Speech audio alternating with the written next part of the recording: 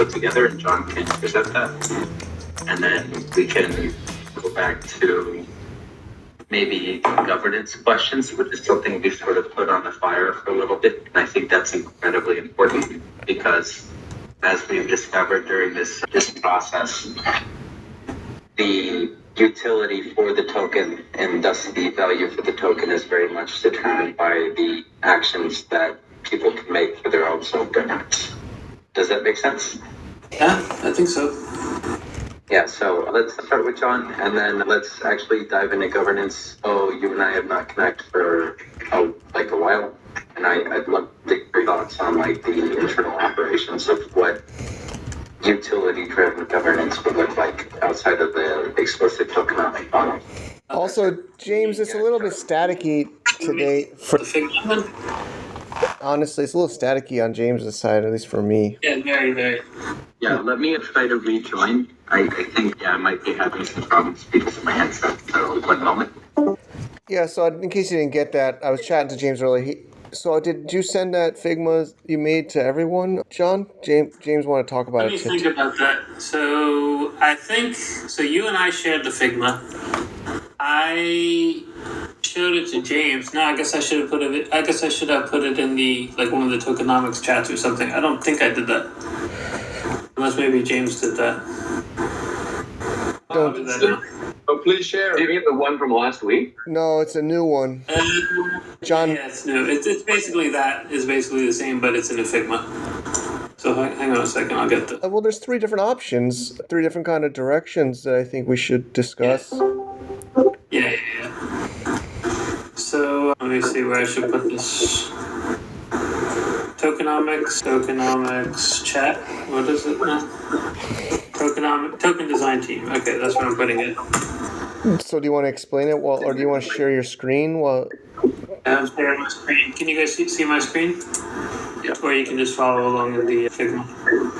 So again, like, we're just throwing ideas around. We're not like, I'm personally not like promoting some certain idea or anything like that. I just wanted to get a bunch of different examples of systems that basically work. They basically are viable, and that we could kind of compare them, make variations on them, talk about them, make new systems that solve some of the problems of the existing ones. And they're very simple, like very high level, because I think that's where we're at. We're just trying to get like the basic shapes of some different systems. So the first one, called Leaking Vault, is the one that we looked at last meeting, where you have marketplaces.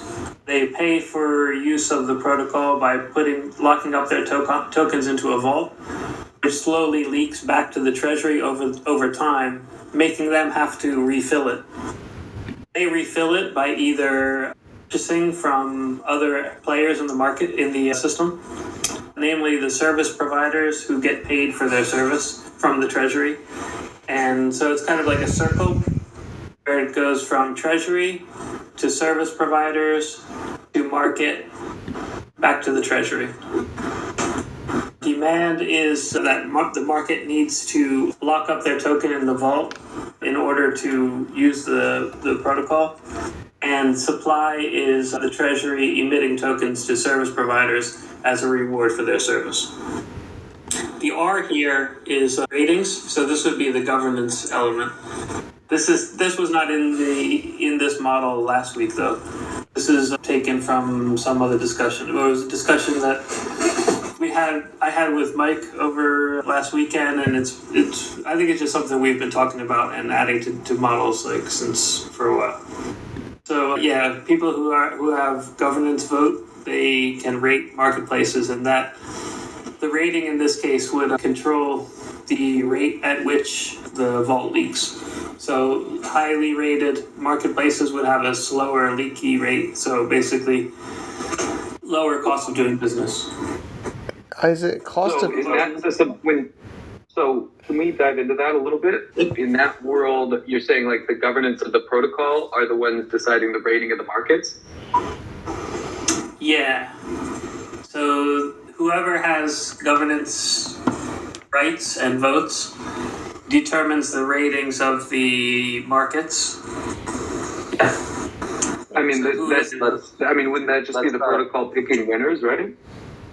The protocol picking winners. So the governance, who would have rights to do that though? Like who would have governance votes? Any token holder, or would there be a special governance token? That's not like explicitly said here in this diagram. That makes sense. I think we have two distinctions here. We have rewards directly for governance, like sort of actors, people who are doing certain votes. And then we have the ecosystem level rewards, which are determined by the market rating of the platform. And that's not determined by the platform itself. That's determined by whatever sort of algorithms we set up for like Loadpipe and for in terms of judging what does this market. I think. Does that make sense to you guys? I think you might have just said that the ratings are determined by algorithm rather than by voting. Is that right? Correct. Yeah. So we have governance, and they can determine the tools for effective governance within a marketplace, right? According to their needs and the problems that they perceive, right? Maybe they have bad actors in a certain way that another platform has not had bad actors at the same time. Yeah, we should have some sort of third-party, sort of neutral governance control, especially if we're talking about something like emissions, because we're, as Loadpipe, we're the ones who are actually emitting tokens based on their behavior, right? And so it shouldn't be necessarily our DAO, but it should be controlled by the data points that we've expressed in previous conversations. Okay. Let's put this as a question. That makes sense. I think it makes sense to me. James, so in this case, if it's an algorithm, will users sort of be informed of how this algorithm works? Well, I think that's a design question for the team, but based off of the philosophy I've seen expressed, even when we're talking about distribution of shares amongst the team, that would make sense. Like our goal is total transparency, and consequentially, yeah, we should strive to do that. So we can give them the formulas, they can try to game it, and then our responsibility as a protocol is trying to fix the game so people can't gamify it. And then we give them all the tools to fix their own governance. They still govern, but they're playing that sort of game of how to get the best rating compared to other marketplaces for better emissions. I'll put like questions in. I'm just putting like as we talk about different like ways. I just put questions in blue, things that you could ask. One could ask oneself when looking at this model. Yeah, thank you. And that's part of the reason I wanted to focus on governance at this point, not just from the utility price driven point of the token, but also like what sort of controls that they have. Because like disregarding any sort of tokenomic model, we assume we're doing emissions based off of some sort of score. And the goal for them is having a better score, and we give them the tools to enable better governance and having a better score, right? Like, what does that look like?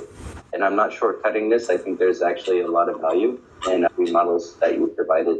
It's just contrary to our previous conversations, we should look at these through like the governance sort of microcosm perspective of these marketplaces. I think it would be beneficial. Okay. But, yeah, keep on going.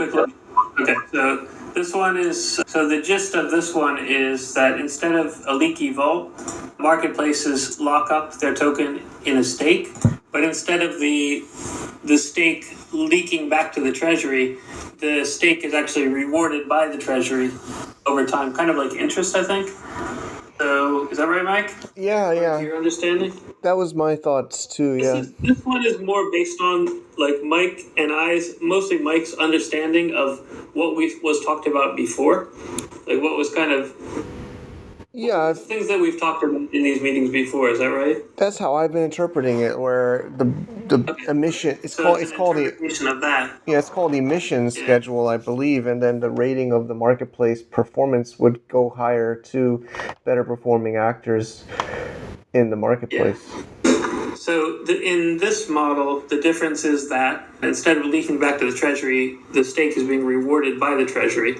and ratings are controlling the rate of that reward, kind of like the interest rate. Ratings are determined by, I guess the same questions might apply from over here, but the understanding was when we talked about this is that ratings are determined by governors. And that's why we called it the mad scramble, because it's like marketplaces are motivated to stake more to become governors, right? Tell me if I'm getting this wrong. So they would want to stake more so they would get higher rewards so they can become governors, so they can vote themselves higher rewards. So it's kind of like a scramble for dominance, and that would be the source of demand of the token. Well, when you say, so I mean, so to James's point, I think it begs the question of like what sort of decisions can be made through like protocol level governance. And so like, I think that that's true when like reputation of a marketplace is like something that's voted on, right, by governors of the protocol. But if they're just controlling like emissions rates of a predefined, like, again, like instead of an algorithmically defined reputation, then their increased governance takes. Mad scramble. And mad scramble is not derogatory. It's just kind of like we gleaned from this that would be kind of like the source of demand. Yeah, what you're saying makes sense though. If they're just voting on something like that, like the emissions rates that go with certain ratings, but they're not actually determining the rating, then it's not so much of a mad scramble. Well, and I would argue that even like leaky vault is like mad scramble to me just means like open market, right? Yeah. Like, so like if governance power allows you to determine the rate of leak, then the same problem still applies, right? Like marketplaces are still incentivized to accumulate token in order to reduce their leak rate at that protocol governance level. Yeah. For this one, though, I don't think that's really the main. That's kind of like an added bonus. I think really the main source of demand comes from just the fact that you have to pay to use the protocol. You need the token to pay for the protocol. In this one, you don't need the token to pay for the protocol. Instead, it's a different source of demand. Here, the demand comes from. Yeah, what does the demand comes from wanting to have more power in governance. Right? Yeah. So I think that's the primary point that we actually want to encourage for demand. And I think the big R that we have there should not be something that's explicitly controlled by them. That's a reward, right? That is reflective of the governance actions that they have taken internally as a community in order to receive that reward. It shouldn't be explicit. They shouldn't decide their own reward. What they can decide is the distribution of the big R. So Loadpipe determines the big R based off of how good they're acting. And then another incentive of being a governor is the fact that you can decide how rewards are distributed within your marketplace. So from a governance point of view, ignoring all the tokenomics, they want to have good governance in order to create a better marketplace so that they get a bigger R, right? A bigger rating, a better score. So they have more money to begin with.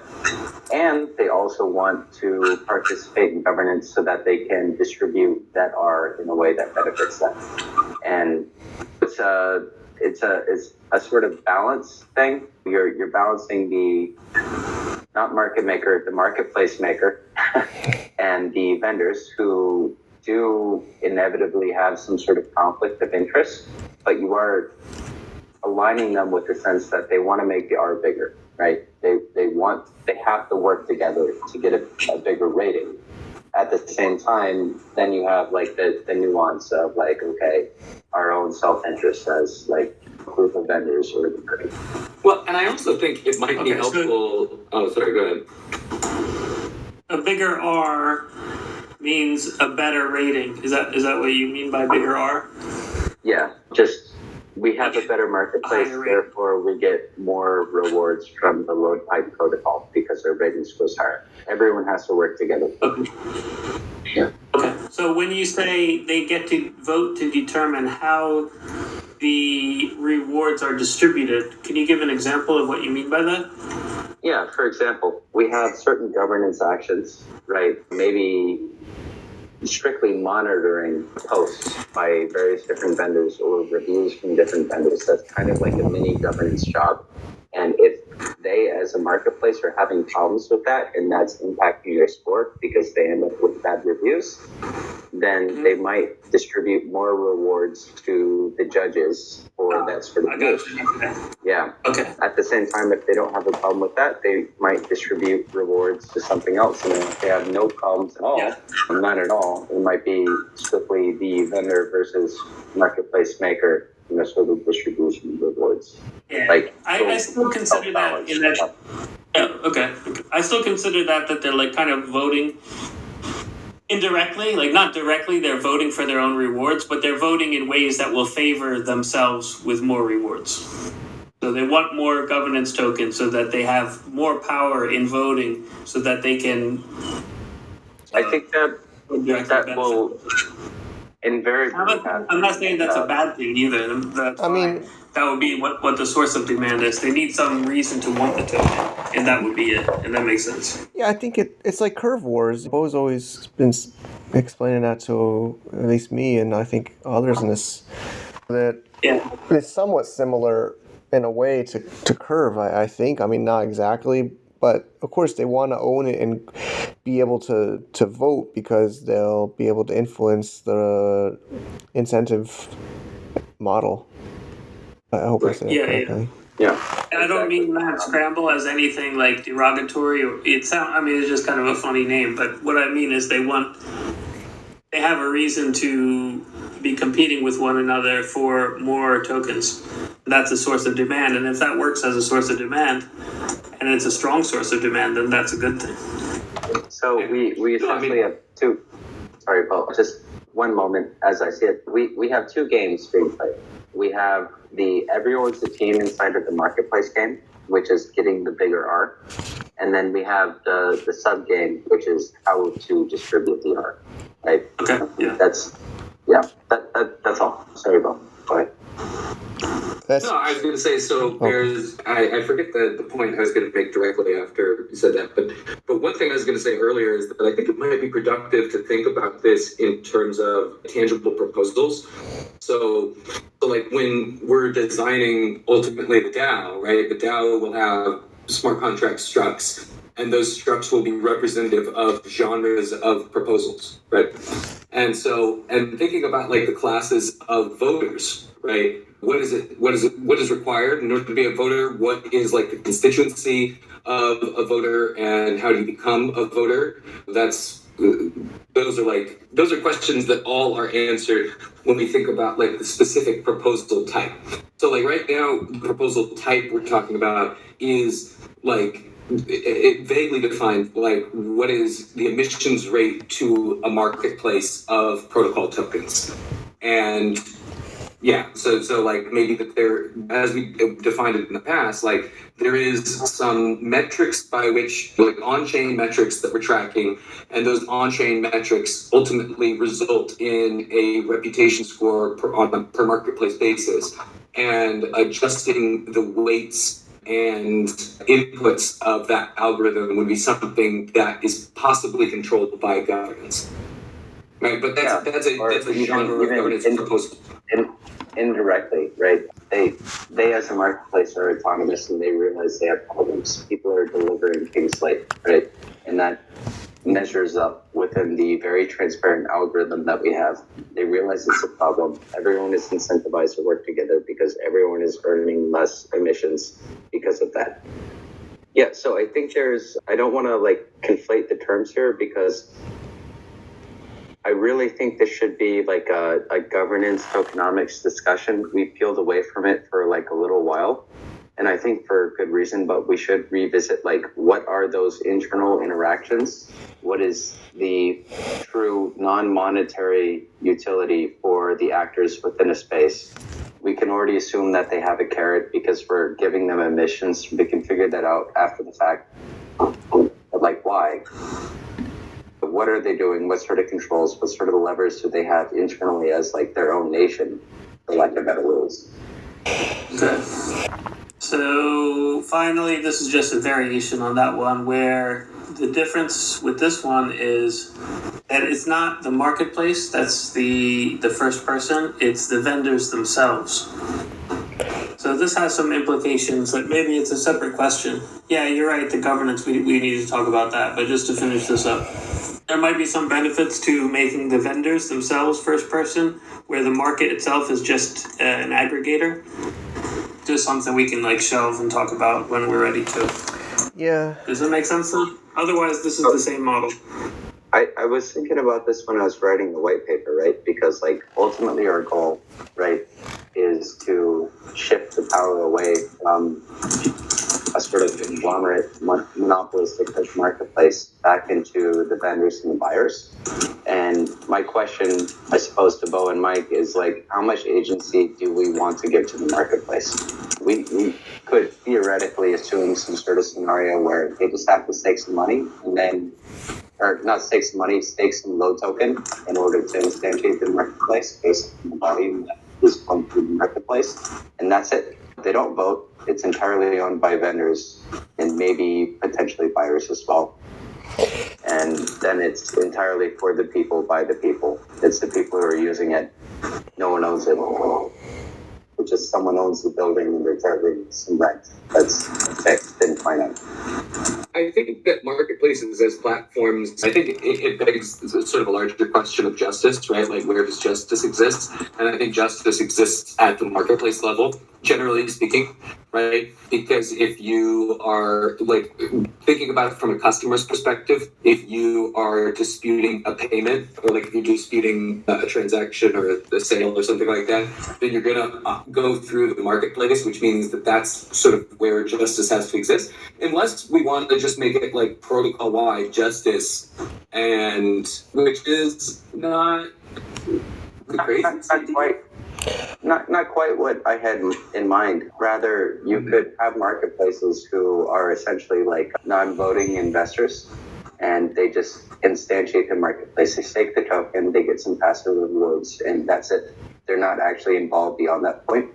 And the vendors themselves and the DAO that is created, they actually determine the governance in order to effectualize that. We essentially have no marketplace maker other than they put forward some money and they're making a fee. And that way it's literally the only participants as far as like governance, etc., are the people who are actually interacting with the system. We no longer have a 1v1, we have just a 1. I know that sounds corny, but I think maybe that's actually possible to build the system. Yeah, I mean, they can self-govern, and we have Loadpipe, which determines rewards based off of results, not their actions, just results, the big R. And we go from there. And the people that put forward the money, they still get money. That's taking the token. So the marketplaces still make money. Oh, go ahead, Bo. No, go ahead, Mike.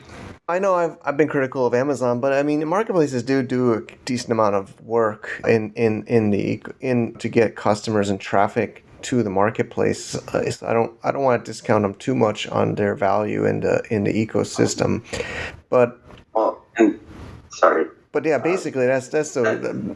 But I do think we should allow. Maybe the idea is the marketplace could all be an actor, or a direct vendor could be an engage directly with the protocol. Maybe it's almost treated the same. I've been thinking about this a lot. Is it treated the same? Just because like a Shopify store, do we entertain a Shopify store? I still think a Shopify store needs justice to build trust. Because if I just buy it with Ethereum off of Shopify right now, I have no justice if I buy something off somebody's personal business website. So I think that's like two different issues, because one, we have this sort of escrow vendor buyer policy, which can protect against a lot of the trust components. But secondarily, not everything has to exist within the protocol. For example, Mike, you have some money and you want to create a marketplace via Loadpipe, and so you do, and you, let's say, get 5% of revenue or something very simple like that. And you have no decision making for the marketplace itself. But what you do, your incentive is to reach out via non-crypto channels in order to pull on the correct vendors, in order to market it, in order to do that, because your incentive is, I get 5% fees of everything that's going through here. In a way, vendors are their own farm, and the marketplace is its own farm after that. And so the marketplace doesn't necessarily need any sort of control. Their control is who they attract, rather than like a sort of governance sort of proposal. And that they don't lose any money. They're just taking temporarily. They're putting it up. But just to be clear, they can earn as much fees as they'd like as a normal marketplace, and their business model and advertising and everything like that is separate from this, right? I'm just trying to make sure we're all... Partially correct, yeah. Maybe there still can be that sort of distribution between vendors and marketplaces, but it seems like we're already going in this direction. We want vendors to be free, and we want vendors to own the marketplace, right? The external marketing is something that they can do, so they have more vendors, they have more volume, so they can collect more of that transaction fee of the volume that's, and that's entirely outside of the... Okay, I guess maybe I could discuss this later, but I feel like they probably would need more money to sustain. I mean, marketplaces, I know I've been the most critical, but they do have a lot. I guess it depends. I mean, who's bringing traffic to the marketplace? Is it that... I think that's intelligent fee structure, though. We're talking about like cost of production and whatnot. Part of that is on us as a protocol, but if we can effectually anticipate how much it costs to like send a product, for example, just pure baseline 0%, we can effectively do that on the fee level on a transaction and to get the marketplace as like an actual factor. It's just the vendors. They can decide what to, I suppose. And then the other thought is, are we going to try to onboard existing marketplaces, or is this only for like, is this really only attracted to a new marketplace? But if there's an existing, say, Web 2 marketplace, we've had these discussions in other focus groups. Is this attractive for a marketplace existing to join? So, Mike, how do marketplaces make money? Current Web 2 marketplaces? Yep. How do they make money? I mean, they have so many ways. Primarily, they make it off the transaction fees, but as we know, they also have their own advertising platforms inside of them to be on top of the search algorithms. And there's other like fixed monthly costs to be like a subscription to be a seller. Those are, I think, the three core. And there's a lot of other. So I would also say. Go ahead. Well, I was going to say, like, so I'm sort of running off in a different, not entirely different direction, but on this topic. So, like, the other way that Amazon, for instance, makes money is through warehousing and fulfillment. Yep. And like thinking about marketplaces as being actors that serve vendors, right? Like marketplaces both serve vendors and have vendors as customers, especially in the instance of like those three like streams of income, right? The advertising and increasing like people's search ranking on their marketplace, that's extracted from vendors. Warehousing extracted from vendors, and fulfillment, right? All extracted from vendors. I mean, it doesn't have to be extractive, right? But like they are providing a service to them, which the vendors are then paying for. And so like, but like to Mike's point, yeah, marketplaces have skin in the game, and even our experience in this is like instructive to that effect, right? Like we're building a marketplace, and it's taking a lot of like time and money from like a technical perspective, and maintaining that marketplace from a technical perspective, and this is entirely separate from the work that we're doing on like this sort of governance protocol level. So like, I guess I'm starting to just like ask myself the question, yeah, do marketplaces need to have a vote? Do I have a vote? Then citizens and saying like, okay, their stake acts functionally as like a collateralization ratio. which is like sort of what we've discussed before in terms of like their ability to hold any amount of escrow at any given time.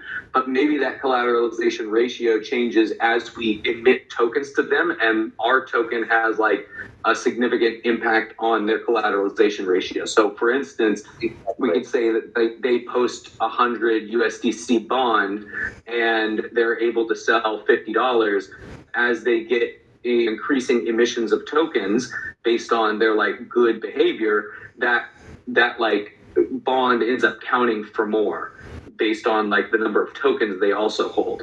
It just, again, sort of a wild idea, but like, but it does get into this thing that I think I've said a couple of times recently. I can't remember exactly to who, but like we need to start thinking about the marketplace from a legal perspective and what it means to actually engage in things like warehousing and fulfillment, and how are we getting products from vendors in one place to buyers in another. What does tax look like? Because these are the things that like a marketplace actually, like if it like, we still have a lot of technical work to do, but we're moving to the place where like we're going to be up and running, and we're going to have to answer these legal questions of like, how do we operate? Anyway, again, that's a bit of an aside to this whole discussion, but I guess big point is I do kind of like this idea of centering our token emissions and rewards around vendors, and marketplaces sort of exist as service providers to vendors, right? Functionally in the ecosystem, they provide them with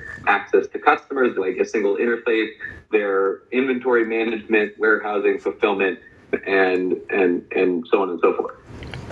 Yeah, so if I could admit, the reason I think we, or at least I personally, went into more marketplace centric was because of the Martin collaboration and trying to differentiate there. But I had a call with him yesterday, and he supports us making this for D2C. I think maybe it was at least me maybe trying to, I don't know. I think we got off the last month or two a little bit too marketplace centric. I think we're Bo just said, I feel like it. I think we should go back to vendor centric.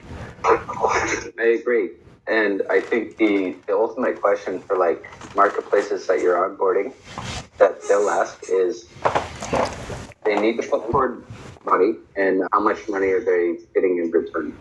It's very much like if we're talking about investment in ICOs and IDOs, this is kind of it. Is someone willing to put forth enough money to instantiate one of these marketplaces for some sort of like fixed fee, which can be determined on the protocol level by like a DAO, non-algorithmic. And then what we're doing is for a lot of marketplaces to exist that are governed by the vendors themselves for the important stuff. We're separating that sort of problem that exists for them where they're worried about someone overreaching. But you still have that sort of centralized entity that's sort of island. It deserves to be there. They put forward the money, and that's that. It's all about just setting proper boundaries.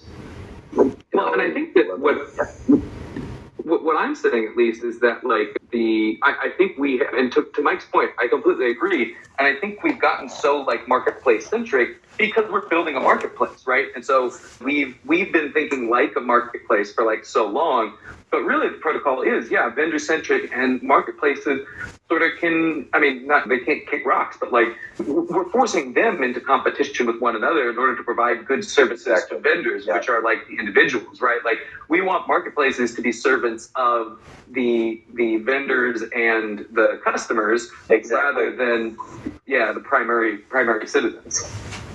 First class citizens. 100% agree, and thank you, John, for pointing this out via the diagrams. But I think that's the sort of goal, right? We're talking about the problem we're solving, right? And we're solving like many different problems. Like ultimately, it's disparity between vendors in a marketplace or citizens in a marketplace, and the governance that is the marketplace, and like shifting the power back. And we can effectively do that through something like blockchain. And we can do it in such a way that is non-antagonistic to the marketplaces, but prevent like a sort of overreach at the same time. We can still, as a protocol, and we should do most of this algorithmically in order to protect against the things that happen when people get too much power. sort of reward system, the big R. And I think we should also explore that. I think that's almost more important, like the self-governance. We assume there's an R. We assume we're going to distribute it in some sort of way. But what tools do they have in order to self-govern, in order to get a bigger R? I mean, I guess the bigger question is, I guess it's not always the same, but could a marketplace is it a group of vendors? I mean, currently in Web 2 it isn't. It's like Amazon is a seller on the marketplace, but are we trying to make it where it could be like a group of vendors I think it has to be a little bit more than that, because someone has to develop the website and make decisions about how it functions and run the website, the back-end infrastructure and everything. So that it's hard to have everyone, like all vendors, collaborate on that. So I think it's needs to be a little bit more. I agree, but we're designing a baseline system that enables a sort of trustlessness and a basic set of logic, which is enforceable in the smart contract level, and doing things externally in the same way that marketplaces are incentivized to advertise.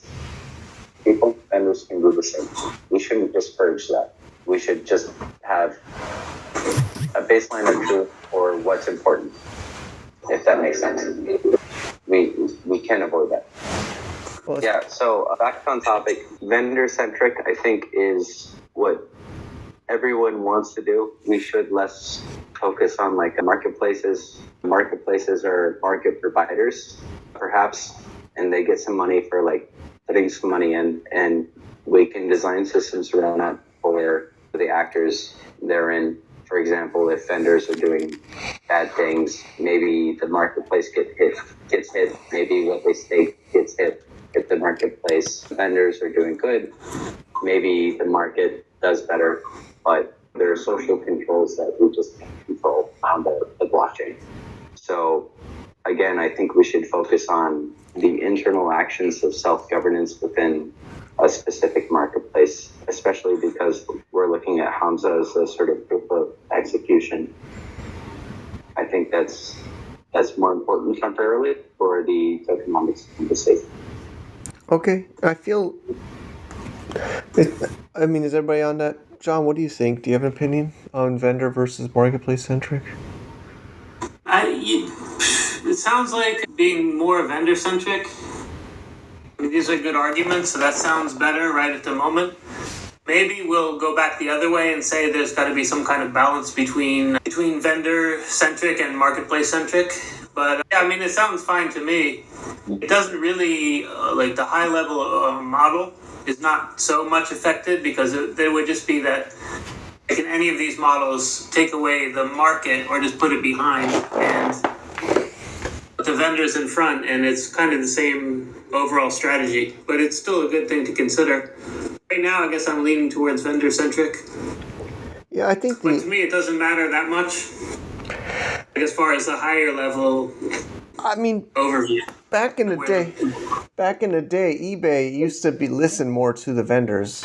I don't want to spend so much time on the call, but they would actually have community calls with vendors when they changed their fee structures, and vendors or sellers would get upset, and they would actually listen and adjust. But I feel like Amazon now, I mean, Andres is in it, they don't listen at all. There's no communication channel to the marketplace.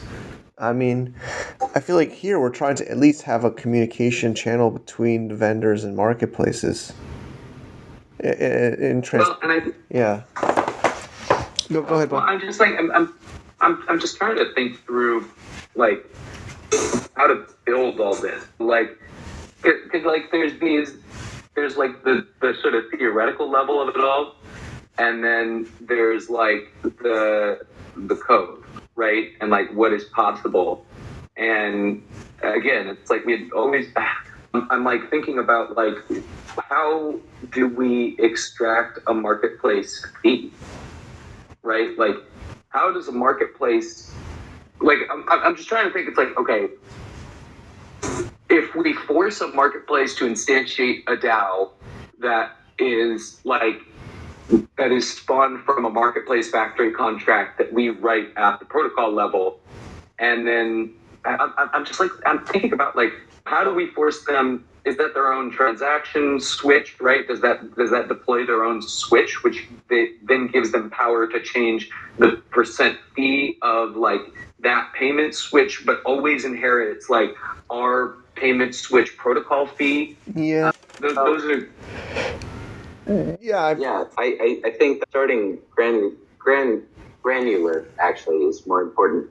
In order to effectually enforce a fee on a marketplace, you need to be able to estimate, right? And that's something that we should try to do as a protocol. And some of that data, some of that information would have to be self-voluntary in a way, but to a degree, I don't know the answer to that question. But if we can assume that people are self-estimating, or we are estimating the fees that they're incurring, then we can charge that as a protocol fee, and then we can charge something else on top of that if we so desire. And well, and again, this is intimately tied. We have two levels. Yeah. Go ahead. Sorry.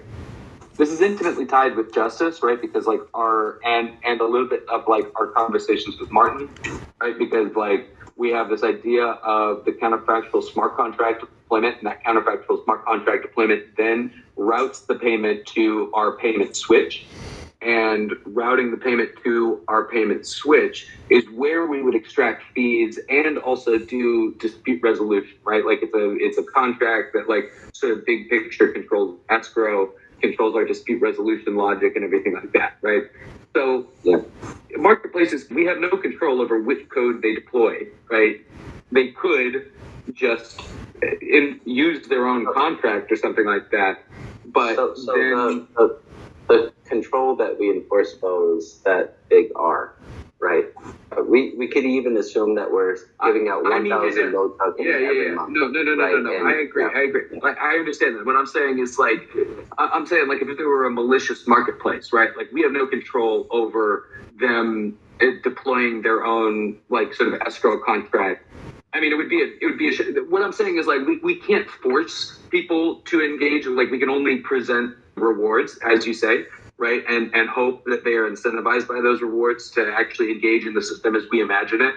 But we can't force them to develop in any certain way, and we can't enforce them to that's sort of the question I'm asking, right? Is like so Bo, if we need some sort of uncomfortably overreaching like sort of governance, I think that should be on the marketplaces as a whole. Like if we need a hammer from God, again, this isn't a governance question, right? Like this is a question of like when a marketplace comes along and builds a front and back end, how do we like if they allow what incentive do they have to engage in our system, right? Like we provide an out of the box justice solution, and like we are integrating with the product relay, right? Like we have to be providing them with value enough that they want to engage, or the rewards have to be so great. Clientele?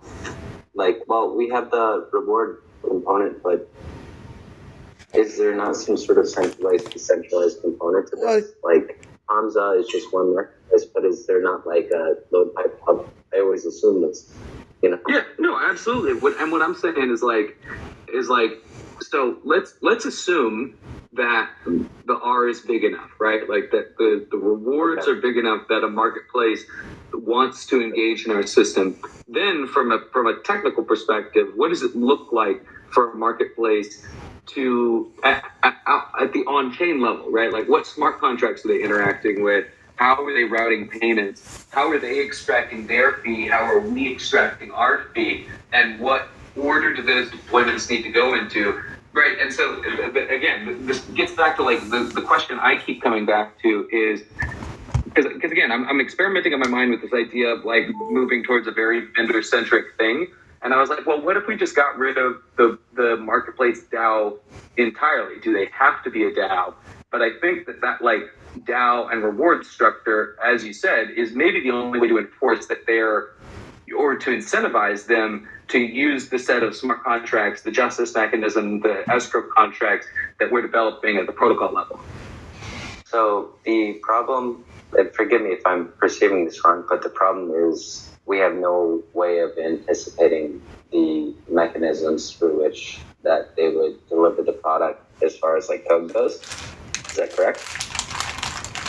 Well, I mean, no. That's sort of inevitable, right? Like that's sort of being the Web 2 like real world component, right? Like marketplaces are going to have to deal with warehousing and fulfillment in whatever way they choose to, whether they say it's just entirely on the vendor or whether or not they have some like service that vendors can pay for, right? Like there's no on-chain component.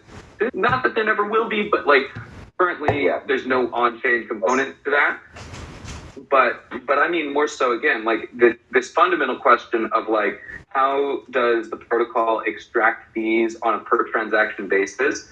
And so like, that's, I think, why John had like theorized, and correct me if I'm wrong, John, but that's why he theorized about this like sort of leak this, so that way we don't have to do the fees on a per transaction basis. But like, I just don't know in that world. Yeah, there's no like fee percentage that's being set. Like we instead say governance is like important in determining like the rate of leak. But I do think that we need to have like a per transaction basis fee. As a developer who's familiar, I think we're using optimism. Like, what does a per transaction fee look like? I sold something, right, as a vendor. How much does the protocol have to pay for that? How can we accurately estimate that? If it's 0.0003 cents, that's a lot less relevant, right? If it's 0.003, that's more relevant, right? Yeah, but I mean, again, this gets to like, what are the fundamental decisions that like the protocol DAO and the marketplace DAOs are able to make, right? And setting a fee percentage is that. And again, it comes to like this question of like how we're doing escrow, right? Because when an amount is in is like nested in, or like is sitting in an escrow contract, that's the point at which we can automate, right? Like we're not doing it manually necessarily, but like we can automate like a fee percentage being taken. We can also populate that on front ends and say like, look, this is the fee percentage, and put that as like I entirely agree with you in the fact that we need to effectively measure the cost of transaction, and that expands beyond just the smart contract cost. That also is like going to be very marketplace specific as far as like shipping, but that's very Web 2 like additive. But when we can estimate the entire cost of the marketplace, we can distribute that across the whole as like some sort of collected vendor fee on the marketplace itself. And who we tax for that, I suppose, depends on the structure of things, but that can be the marketplace itself, right? Because again, the marketplace instantiated, it's like its own mini business, and it wants things to be cheap. And it's got that sort of soft policy power in order to encourage people to behave a certain way. And vendors know this, right? The marketplace can express this at saying, hey, the costs are too expensive. I'm going to evaporate as a corporation or a company, and the marketplace will no longer exist. But I guess what I'm saying, again, you're talking at sort of a theoretical level, and I'm more asking like, how do we do it from a technical perspective? Like how do we write the contract? The wrong people on the call for this. I'm not that guy. I mean, but yeah, I'm sort of just like spitting here. I think I think that's critically important. Like, regardless of whichever way we go, how we can find the cheapest way to effectually execute it, and how we can find the cheapest way to measure. And we're doing this for all sorts of things, right? We're measuring like market performance in order to create the big R, but we're also measuring these individual transactions. And this is something that John had put forward before, as well as various people. Hello? Yeah, I heard I hear. I heard somebody drop or something, but I hear you. Yeah, no, it dropped me. Yeah, Bo, I think that's a quintessential question. We've tackled things from like a high-level point of view, but estimating costs on the smaller level and more importantly, like finding how we can measure those costs is important for the literal cost point of view, as well as like all the metrics that all the higher level tokenomics rely on. And I think that's largely a developer sort of question. I don't know. I would say I'm not when I'm talking about this, I'm not talking about this from like a measuring the individual, like the cost of like gas or something like that. I'm saying that this is, as you said, like this ties into sort of like tokenomics and mechanism design are like intimately related, right? So like how we extract the fee determines the flow of the token, and like who extracts that fee at like a smart contract level, right? Like which vault, which treasury is the fee sitting in? How then is it converted, distributed, right? Like that's tokenomics. Yeah, so I think, like you said, a large part of tokenomics is informed by simple things, little things, atomic things, like the sort of fees that go through. I'm fairly confident talking in that sort of theoretical. Like we have the big R. I think macroeconomic, we have like a pretty solid system, and it's a question of how do we treat vendors and marketplaces, for example? How do we treat the escrow contracts like we're drilling in? And yeah, I feel like that's a coffee session with you, me, and Garo, and actually talking over this. I think there's like a nuance here, because like you can't have tokenomic decisions that aren't informed by the technical capabilities of what's possible. I'm not sure if we're maybe kind of overstating the technical implementation details a bit. Don't we need to figure out just the basic flow that we want and then decide how to make it happen?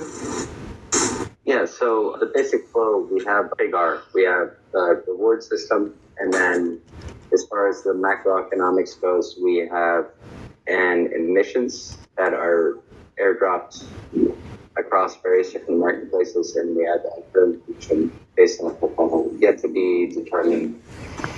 Those are, I think, mostly solved, actually. I think the more important questions are like the relationship between the vendor and the buyer, as well as the utility value proposition of the vendors within the marketplace. And yeah, we're drilling down. I think we actually got the high level. Let's say anyone, just feel free. I've already made a copy of this figma. Feel free to add stuff to it, clean it up, riff on it, make variations, whatever you feel like doing to it. Don't worry about messing it up or anything like that. Even if you delete stuff, I already made a copy. The way also, I don't think it needs to be like all or the other for vendor centric versus market centric. Like if we link markets into the reward and disincentive system, then there's some control over markets as well. And if we link vendors in, then there's control over their behaviors as well. So just a question for everyone here. All or the other. What's up? Yeah, just a question for the people who are present. Do we favor like a market-centric, or do we favor a vendor-centric? Or are we disagreeing in any way? I feel so far... For me, I'm agnostic on it. I think the model is pretty much the same either way, but just... the distinction is not super important. I think it's a stronger proposition to be vendor-centric, because there's more... It's almost like B2C. It's more... And there's going to be less marketplaces. I think realistically, there's not going to be like millions of marketplaces, right? And I'd rather have a lot more relationships with smaller vendors. I think that's a bigger potential than just working with, because I still don't know how many marketplaces are really going to exist in this. I agree with you, Mike. I think the conversation is weighing. I understand the let's say, trying to envision how the whole thing is going to work out. But I think it's becoming way too abstract, and I think we should focus on a community of vendors, which is the most likely, the group that is most likely going to be attracted by the proposition of an initial marketplace, and based on how that marketplace performs, then we could, I guess, guys, you from a technical point of view, you could say, okay, so now this is kind of working, this is replicable, people can fork it, etc. But I would focus much more on trying to build a community of vendors. Otherwise, I don't know how long we're going to stay in these discussions and the technicalities of this. Yeah, so let's simplify, right? We have a big R. We have a reputation score, right? And if we're vendor-centric, then vendors determine their actions, which can result in the score. So they don't decide the score, they just do things that make the score better. That's the whole game. That's the mini game. That's the marketplace level game. Marketplaces themselves don't care. They just get a commission for staking some funds and putting forward some money, right? I think that's a pretty simplistic model. At the higher level tokenomic model, we can revisit, but that's actually less relevant. I think that's mostly solved. Actually, according to what Bo was saying from the very beginning, as far as like the burning and minting mechanisms, that's the thing we can solve down the line, and we can always adjust, and we will probably do it as like a protocol level, like initially manually, and then we'll develop the algorithms around that. So that's less important. Like, how do we curate that for the vendor experience? Yeah, I think is more important. I think the really big picture is we want the buyers to want the seller and or the marketplace to use our protocol for them. It's like a way of buying trust. They use us for trust, and so we want the buyers to buy from these vendors or marketplaces in confidence, knowing that they have our justice protocol. Like, I keep thinking about Visa, MasterCard. I really think we're like Visa, MasterCard because we protect the consumer, the buyer, and the seller uses us for the trust mechanism, and the buyer wants to use us and that's why the seller uses it, because the buyer trusts it and they're opting in to get that trust. Again, I think we've solved most of the tokenomics, so I'm going to put this together. But like when we're talking about issues like that's not actually tokenomics, that's like a micro transactional escrow system that was explored in like some of the earlier discussions. That's an we can assume that we're providing trust. We can assume that marketplaces do not overreach. We can assume that vendors decide their own self-policy for this sort of big carrot. And that's it. It's pretty simple. It's that simple. And we're going to get more nuance in each one of those categories. And maybe marketplaces have some sort of say in some sort of way that is not just like external outside of the blockchain, and maybe buyers have some sort of more say. Like, if we want to push this through with a sort of deadline, we need to agree on like some baseline facts, like the big R, right? We need to agree that our entity, our third-party entity, Loadpipe, is distributing rewards. We need to agree on a lot, and I think everyone on this call is kind of feeling it. Like, we've been spinning our wheels. We can always readjust our course. We need to sort of just put something out there, work on it, use Hamza as an experiment, a good experiment, and then adjust from there. I think we are getting into more detail, but the point I think is whether it's a marketplace or a vendor, they opt into our justice mechanism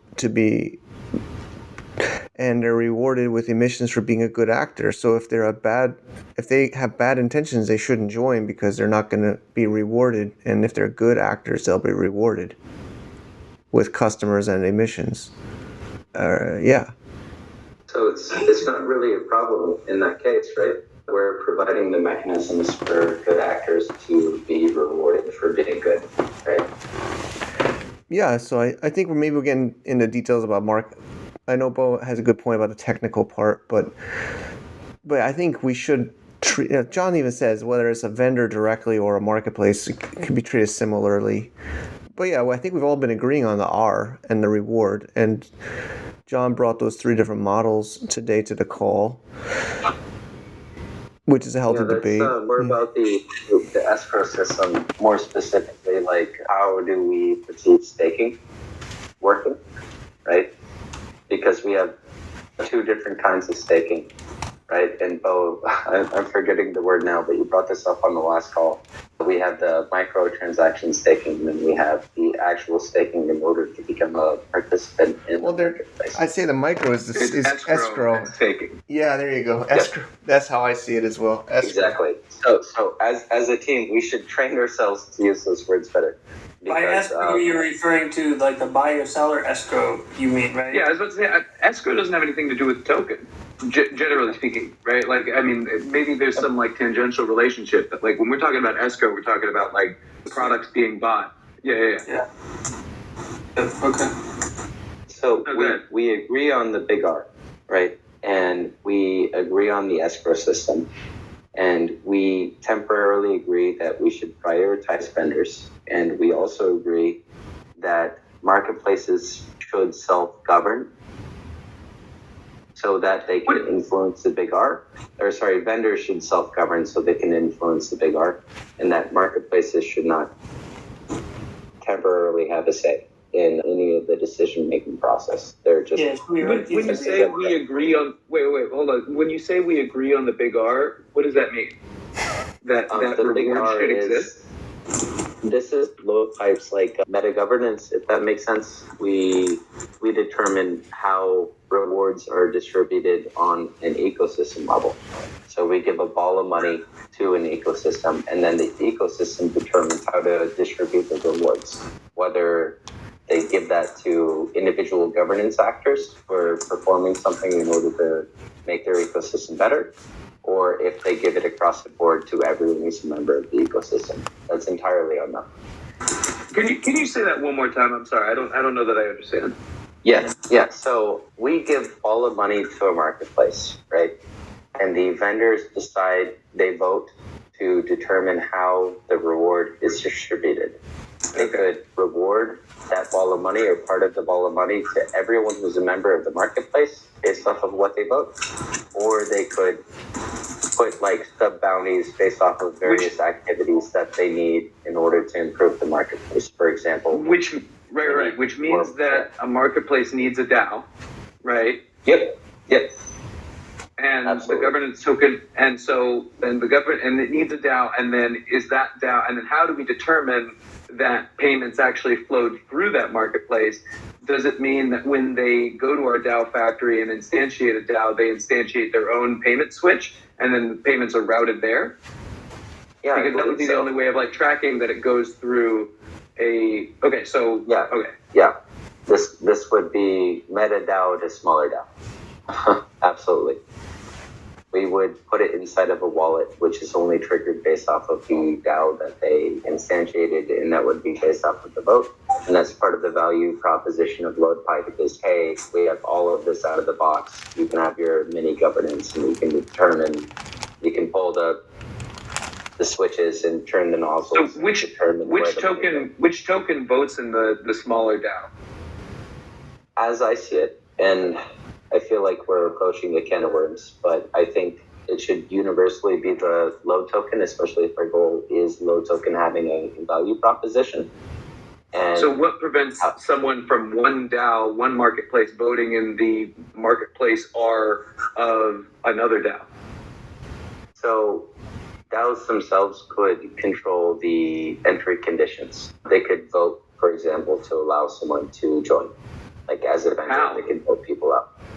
As far as like monetary policy, as far as like someone with a lot of money walking into a DAO or a lot of load token walking into another DAO, first they have to be let in. And then as you and I had previously discussed, I think having some sort of curvature towards voting power so that you get less and less and less the more you stake would somewhat prevent that.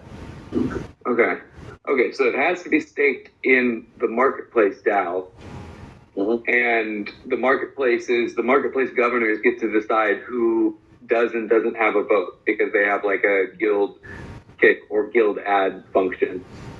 And I think a little before that, they get to decide who joins and who can't. And if they have I don't see any way around the problem that you're describing. Like, how do we prevent bad actors from joining these DAOs and like doing this? What we can do is give as many tools to DAOs so that they can kick out bad actors out of the box without Loadpipe oversight. You don't want that. I don't know. I don't think there's a perfect solution there though either. I mean, I'm having trouble following. I have to probably listen to this again. But the point is, staking the Load token to a marketplace to participate. I mean, that's kind of how I think the answer to Bo's question from them moving around different marketplaces. They have to commit and lock up to participate. It's like stake versus not staked to that marketplace to participate in that marketplace. With the caveat that someone could potentially join a marketplace and act as a vendor, and this is determined by the marketplace contributor, but someone could theoretically join the marketplace without staking, if that's within the bylaws of the marketplace, but they still don't get the vote until they stake. Yeah, I see that two separate things. Yeah. I see it as two James separate. and Bo, do you think that you can draw this as a diagram, like what you're talking about right now? The details that you're discussing, do you think that you could make some visual representation of it and put it onto this Figma or a different Figma? Yeah, Bo, where are you right now in Bo? I'm in Copenhagen. Okay, how long? Are you coming back to Chiang Mai soon, or? No, I won't be back in Chiang Mai until August. All right, I can do a call with you next week. We can sort that out and go through this. I agree with pretty much everything you're saying, to be clear. So, okay. Yeah. I mean, just so everyone can see it and can visualize what you guys are discussing. Yeah, and just make that it was easier kind for of the point I wanted on this call even was... even if the questions are not answered yet, just like what the questions are and like where they fit onto some sort of like schema. Yeah, I'll take a crack at it, Bo. I know you're probably busier than me. You can... No, I can think about it this weekend as well. No, I'll think about it a little bit today as well. And but I think it's it's basically like the Hamza DAO, right? Is that what you guys would sort of participate in the Hamza DAO? You could James is suggesting to use Load token to participate in the Hamza DAO. I was just digging down because again, it was like spawned from this question of like, okay, we agree on R, right? And I was wondering like, what does that mean? So I think in order to receive the R, you have to be staked or a participant. Right? Like, I think the discussion is how do you receive R? so I think... Can I write down what is R? R is ratings or R is reward? Okay, R is ratings. Marketplaces get to make decisions which indirectly influence your rating. And then we as a protocol... Yeah. The term that we're using. Yeah, actually, I thought it was reward, actually. But yeah. Yeah. All right. I'm gonna put something together to clarify this. Yeah. So emission schedule, we're not currently concerned with. We're not concerned about the tokenomic burn rate or the on and off switch, so to speak. We're concerned about the microeconomics of a specific marketplace and the levers they can pull. I think governance at this point is more important, and who should govern is actually more important as well. Like vendors, right? I think that makes more sense. We're decentralized. Yep, it's definitely more decentralized and a wider audience, participants, actors. All right, I'll connect to you after Mike's birthday. I do have to go for now. No, I'm gonna be there for Mike's birthday. No, thanks. Yeah, Tuesday. I have some other things to deal with. And, no problem. I'll put something together. Thank you guys so much for the conversation. Yeah, whoever's recording this, can you send it to me directly? Sure. Because I need to rewatch this myself. Okay. Yeah, I got it. Awesome. All right. Yeah, Bo, let's talk next week. Covered it. Okay. Sounds good. All right, everybody. Have a good weekend. All right. All right, Thanks, cheers. guys.